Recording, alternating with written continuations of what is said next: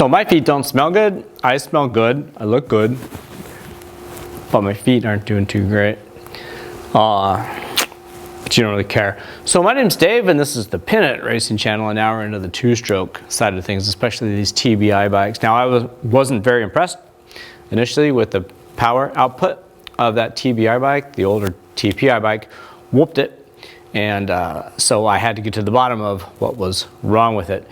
Well, do you want to see how I went from the power that I didn't like to this nice gain for about $9?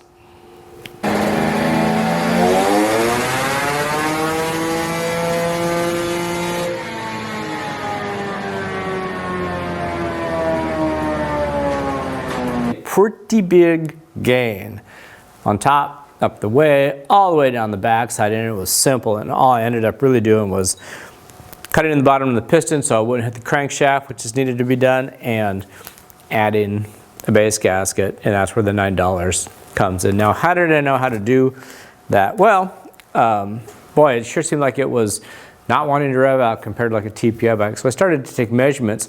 You know, my TPI bike, its compression here at 100 feet above sea level is 180, and this thing was 215. So that seemed stupidly, really high, especially knowing that after measuring the port timing, the exhaust port is higher on the new bike than it is on the TPI. So the reality is it should have been even lower.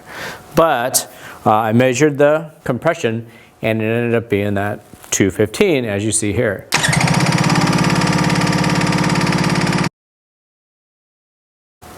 So that got me nervous. At that point, I wanted to measure the squish band clearance, the distance between the top of the piston and the top of the cylinder head squish band area when the piston is at top dead center.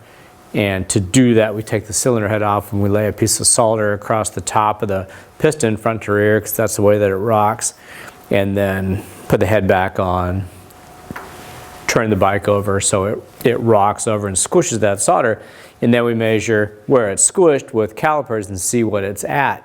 And when I did that, it was this, 80 thousandths.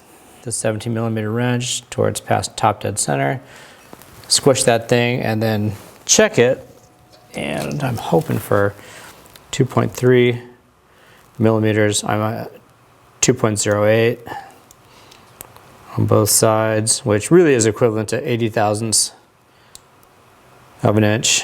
Well, it should have been 2.3 millimeters, which is equivalent to 92 thousandths, you know, the 90 to 92 thousandths range. That's how I kind of knew. Look, this bike was assembled wrong, and that's getting scary because obviously their quality control has gone down the crapper. That's how they set those things with the base gaskets. That's why if you look at a parts fish for a KTM base gasket, there's so many available. You go, what's up? There's so many stinking numbers available.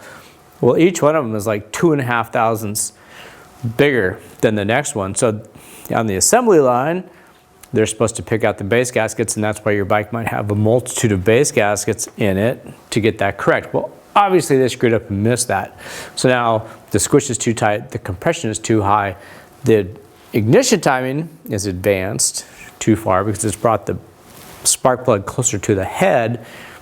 It fires at the same time on the crankshaft, but it's now closer to the piston because everything's down. That advances the ignition time. All these things lead to this thing not wanting to rev out, and if you're holding it wide open on pump gas and you're pushing that with that high compression, you're cruising to seize that thing up or screw up a rod or something. So yeah, not good. So basically I ripped it apart and I added the base gasket to it, checked the clearance, and everything was good. While I was in there, the other thing that I did was I cut the bottom of the piston. Now these pistons, they used to be 70 millimeters. Now the distance from here to down here is 72.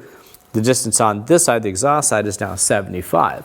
On the 300s with this bigger piston, the way that it enacts with the top of the crankshaft, it's real close to the top of the crankshaft, and things have kind of shifted around because of the counterbalancer. On these bikes, older bikes without counterbalancers don't have a problem, but the new bikes, the 300s, you're cruising for a bruise, and if you're pushing that thing and this thing taps the top of the crankshaft, like if you're at a motocross track or you're desert racing and you're pushing this thing taps the top of the crankshaft. It's a yard sale.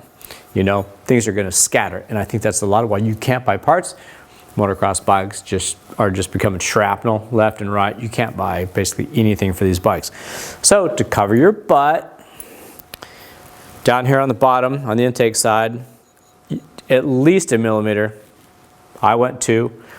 You can make a little Sharpie mark across here. You can do it with a file. You can put it in a vise. You can do it with a file. You can just hold it on a surface like this and do it with a file if you want. I did it on my disc sander.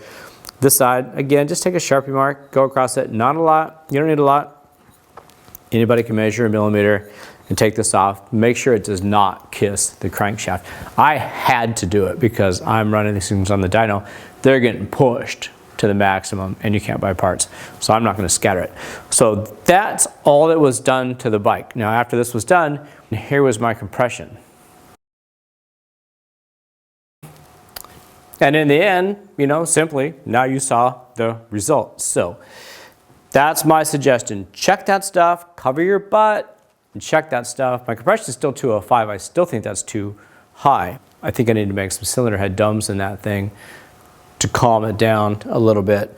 I'm going to throw in there, if you want a real service manual, which you cannot get, you can actually get it. Go to eBay and type in on 2 wheels with 2 O's. And this dude, you know, obviously has a friend that works at the KTM dealership that they just don't care. They're not supposed to be putting this stuff out there, but I love the fact that they are anyhow. They print a real service manual for you, not that goofy owner's manual. Look how thick this thing is. And this is on the 2023 250 and 300 XC and SX. Everything you would want to know is in here. 35 bucks and about $3 or $4 shipping. Go support the guy. Get a manual for all your KTM bikes. Thanks for watching. I really do appreciate it. And next time, I'm going to show you how I got a bunch of even more free power, even another 2 horsepower. All right, see ya.